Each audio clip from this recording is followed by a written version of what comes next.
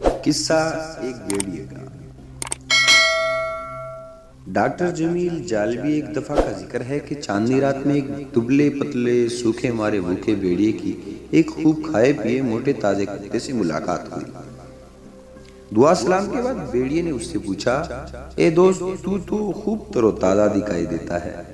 سچ کہتا ہوں کہ میں نے تجھ سے زیادہ موٹا تازہ جانور آج تک نہیں دیکھا۔ بھائی یہ تو بتا کہ اس کا کیا راز ہے؟ میں تجھ سے 10 گنا زیادہ محنت کرتا ہوں اور اس کے باوجود بھوکا مرتا ہوں۔ کتا یہ سن کر خوش ہوا اور اس نے بے نیازی سے جواب دیا، اے دوست، اگر تو بھی میری طرح کرے تو مجھے یقین ہے کہ تو بھی میری طرح خوش رہے گا۔ بھیڑیے نے پوچھا، بھائی جلدی بتا، وہ بات کیا ہے؟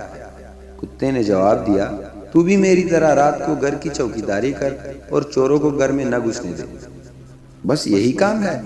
بھیڑیے نے کہا، بھائی میں دل و جان سے یہ کام کروں گا۔ اس وقت میری حالت بہت تنگ ہے۔ میں ہر روز کھانے کی تلاش میں سارے جنگل میں حیران و پریشان مارا پھرتا ہوں۔ بارش پالے اور برف باری کے صدمے اٹھاتا ہوں، پھر بھی پیٹ پوری طرح نہیں بھرتا۔ اگر تیری طرح مجھے گرم گھر رہنے کو اور پیٹ بھر کھانے کو ملے تو میرے لیے اس سے بہتر کیا بات ہے؟ کتے نے کہا، یہ جو کچھ میں کہہ رہا ہوں سچ ہے۔ اب تو فکر مت کر، بس میرے ساتھ چل۔ یہ سن کر بھیڑیا کتے کے ساتھ ساتھ چل دیا۔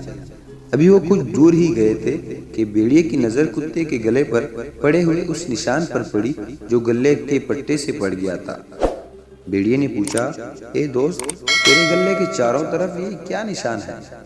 کتے نے کہا، کچھ نہیں۔ بھیڑیے نے پھر کہا، اے دوست بتا تو صحیح، یہ کیا نشان ہے؟ کتے نے دوبارہ پوچھنے پر جواب دیا، اگر تو اصرار کرتا ہے تو سن۔